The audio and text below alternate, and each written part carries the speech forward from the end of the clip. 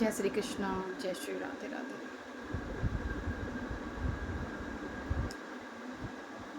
सावन शुरू होते ही कितना सारा उमंग, कितने सारे त्योहार, कितनी सारी रिश्तों के साथ व्यवहार, कितना सारा खुशी का माहौल, कितनी सारी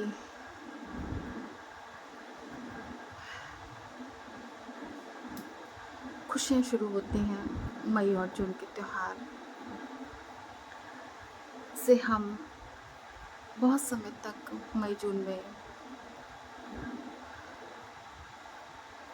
एक ठहराव के साथ हम रुके होते हैं। मई जून में हमारे त्योहार ज़्यादा होते नहीं हैं, बहुत कम होते हैं, बहुत मेरे ख्याल से नामचार के होते हैं, सिर्फ पूजा पाठ रहती है।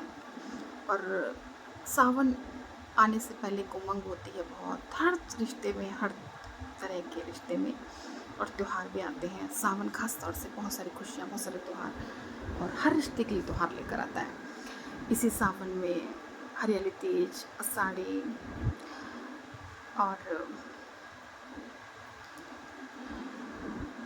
सावन महादेव के लिए होता है, तो ये बहुत ही ज़्यादा शुभ है और बहुत वो है। फिर उसके बाद कृष्णाष्टमी और भैया दूज, रक्षाबंधन, 15 अगस्त और सारे त्यौहार इस त्यौहार के साथ शुरू हो जाते हैं।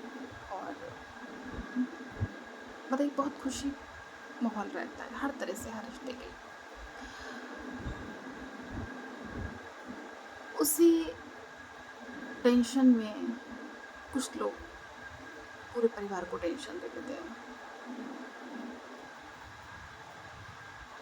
कुछ जिदें सही रहती हैं माँ बाप से करना, और कुछ जिदें बहुत गलत होती हैं।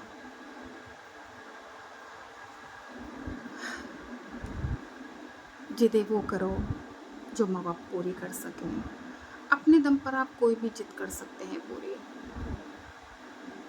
मगर माँ बाप के ऊपर बंदूक रखकर नहीं, माँ बाप के ऊपर जिद दिखाकर नहीं, माँ बाप के ऊपर कोई जोर नहीं। बेशक माँ बाप ने पैदा किया है। कुछ बच्चे कहते हैं आपने हमें पैदा ही क्यों किया था। बच्चों, ये सवाल सबसे वाहियात सवाल बन के रह जाता है हम लोग की ज़िंदगी में, जब माँ बाप नहीं होते हैं। और ख़ास तौर पर जब हम माँ बाप बन जाते हैं, तो हमें बहुत अच्छे से पता चल जाता है कि हम जो पीछे अपने माँ बाप से कह कर आए हैं या कहा था, अपनी जवानी के जोश में, अपने लड़कपन में, अपने होश गंवा बैठकर जाने अनजाने में जो हमने बात कही थी, वो कितनी कड़वी थी। और माँ बाप पी गए उस कड़वाहट को भी, सिर्फ इसलिए कि शायद वो समझ चुके थे कि हाँ, हमने इन्हें पैदा किया है, तो ये कड़वाहट भी हमारे हिस्से में आएगी। ये वो कड़वाहट होती है जो बहुत गंदी होती है। और जब तक हम माँ बाप नहीं बनते हैं, तब तक हम इस कड़वाहट को नहीं समझ सकते। ये वो जहर है, ना तो माँ बाप पी सकते हैं और ना ही मना कर सकते हैं। ये वही कड़वाहट है जैसे शंकर भगवान के हिस्से में समुद्र मंथन के समय आई। जब मंथन हुआ तो सब लोग बहुत खुश थे, क्योंकि सब अच्छी अच्छी चीज़ें समुद्र से निकल रही थी। कोई देवता के हाथों लग रही थी तो कोई राक्षसों के हाथों में लग रही थी। मगर जैसे ही विष निकला तो किसी ने भी लेने को मना कर दिया, सिवा भोलेनाथ के। इतने भोले, इतने करुणामयी, ऐसे ही नहीं कहलाते वो। बहुत त्याग करना पड़ता है करुणामयी कहलाने के लिए संसार में। उन्होंने वो करके दिखाया। जो कोई देवता शायद आसानी से नहीं कर पाते। उन्होंने उस विष को, अथाह विष को अपने कंठ में पिया। वो कंठ में रह गया। उन्हें पार्वती माँ ने वहीं रोक दिया अपनी शक्ति से, अपनी सती के सामर्थ्य से।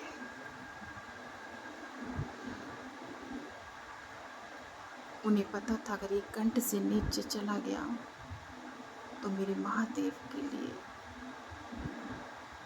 असहनीय पीड़ा बन जाएगा, और वो अगर मुख में नहीं जाता तो वो पृथ्वी लोक के लिए असहनीय पीड़ा बन रहा था। पार्वती माता ने उसे अपने सामर्थ्य से वहीं रोक दिया।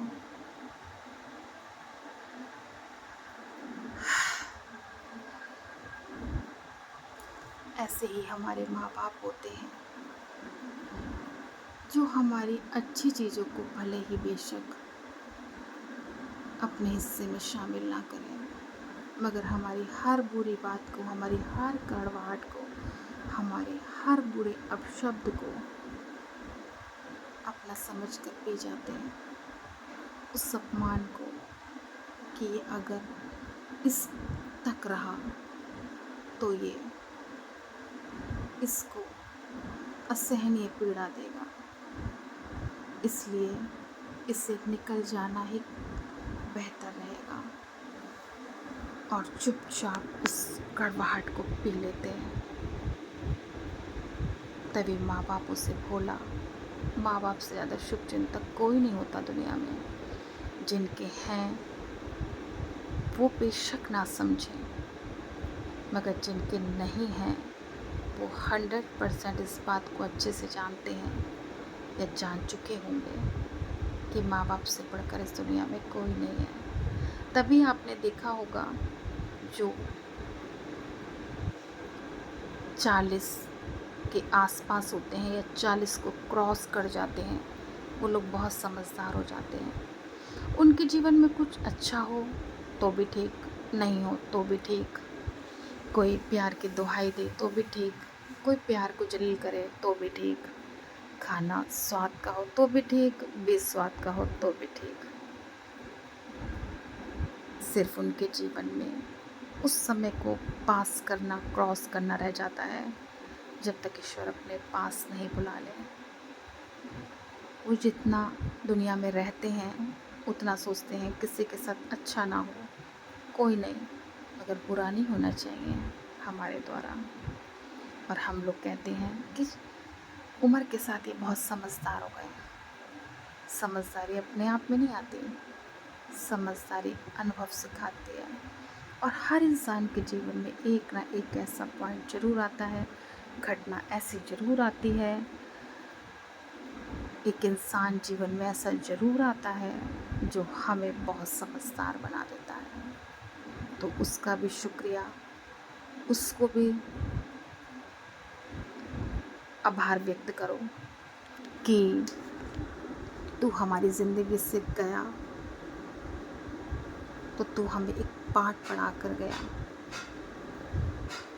उसके जाने का ज़्यादा दिनों तक शोक मत मनाओ, मलाल मत मनाओ, क्योंकि हर एक इंसान जीवन में आपके आता है वो प्रभु की इच्छा से आता है, और जाता है तो भी प्रभु की इच्छा से आता है, क्योंकि आपको एक लेसन, एक पाठ पढ़ाने और सिखाने आता है।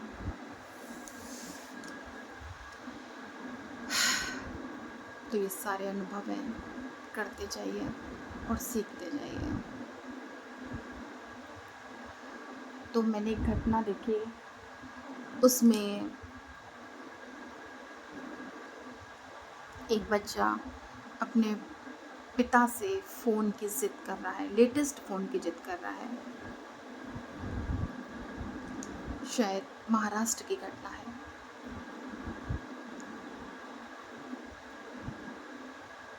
बाप की शायद परिस्थितियाँ ना रही हों, या ठीक है, बहुत सारे काम होते हैं माँ बाप को, बच्चों को तो सिर्फ एन्जॉयमेंट रहता है और अपनी इच्छाएं रहती हैं। माँ बाप को घर बनाना है, आपको सेटल करना है, आपकी शादी करानी है, बेटी की जिम्मेदारी, बेटी की शादी, उसकी पढ़ाई, आपकी पढ़ाई। और मेरे ख्याल से कुछ माँ बाप तो आपके बच्चों के विषय तक में सोच लेते हैं, क्योंकि शायद उन्हें लगता है कि आप इतने ज़िम्मेदार नहीं हो पाओगे, तो हमारे जाने के बाद आपके बच्चे सेफ़ नहीं होंगे। तो वो आपके बच्चों तक के विषय में पॉलिसी और सिक्योर करने तक की सोचते हैं। तो शायद ये ज़िदें वो आपकी ना पूरी कर पाते हों, ना हो इतनी सामर्थ्य उनमें, क्योंकि माँ बाप ऐसी धरोहर हैं, ऐसी चीज़ है कि जो अपने हिस्से का भी आपको दे देंगे निवाला। माँ गीले में खुद सो जाएगी और आपको सूखे में सुला देगी। तो ये कुछ बातें नहीं हैं, ये बिल्कुल हकीकत है, बिल्कुल हकीकत। मगर ठीक है, उस बच्चे ने ज़िद इतनी क्रॉस कर दी, इतनी क्रॉस कर दी, आउट ऑफ लिमिट कर दी कि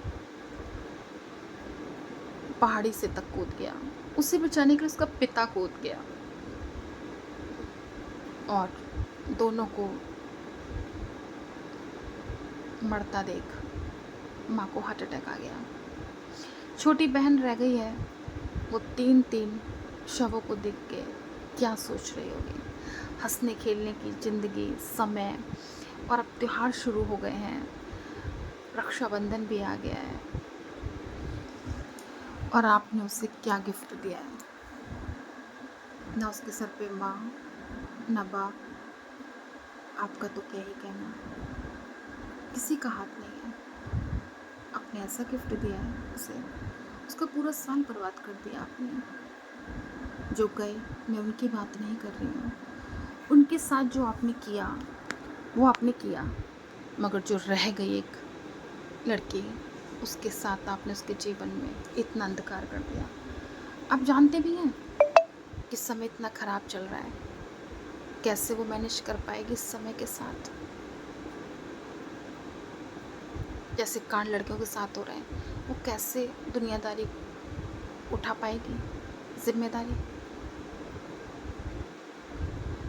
आप बेटे थे, आपको समझदार बनना चाहिए था, आपको माँ बाप की जिम्मेदारी लेनी चाहिए थी अपने कंधों पर, और उस बेटी की भी, उस बहन की भी। मगर आपने उस बेटी की जिम्मेदारी और बहन की जिम्मेदारी तो उठाने से गए, आप माँ बाप की ज़िंदगी क्या उठाते? आपने तो उनकी अर्थी उठाने लायक भी अपने आप को नहीं छोड़ा।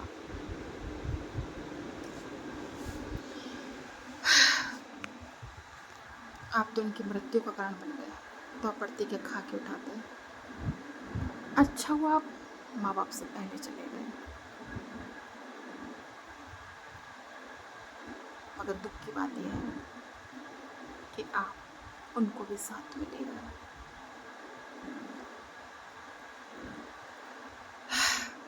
पहले लड़के होते थे तो माँ बाप बहुत खुश होते थे, मिठाइयाँ बांटते थे, चाहे उनके जेब में पैसा हो ना हो, रीति रिवाज करते थे, प्रथाएँ करते थे। लड़कों के नाम पे बहुत प्रथाएँ होती हैं। अब तो ये सब नहीं कुछ रहा, इतना भेदभाव नहीं है लड़के लड़कियों में, मगर पहले मेरे टाइम में हुआ करता था। मैंने बहुत देखे इन आँखों से, सुने तो बहुत हैं, देखे भी हैं। सोचिए कितना खुश हुआ होगा बाप और माँ आपको जन्म देने के बाद, और आपने क्या किया।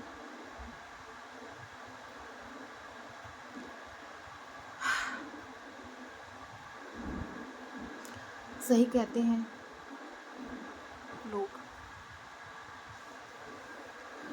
और ख़ास तौर से प्रेमानंद महाराज जी, जिनको कलयुग में सभी पूजते हैं भगवान की तरह। मैं भी पूजती हूँ, मैं उनको बहुत मानती हूँ। उनको एक एक शब्द इतने सच हैं, इतने सार्थक हैं, कुछ पूछो मत। उन्हें लोग क्या नहीं देना चाहते, मगर वो सबको ठुकरा देते हैं। भगवान के दिए हुए दुखों को भी उन्होंने अपने जीवन का प्रसाद समझ के ग्रहण कर रखा है। तो वो ही कहते हैं कि अगर आपके कर्म बहुत ज़्यादा बुरे हैं माँ बाप के प्रति, तो आपकी ही संतान आपको अभागा बना देगी। इतनी राक्षसी संतान पैदा होगी आपके घर में, जैसे आपने कर्म किए हैं।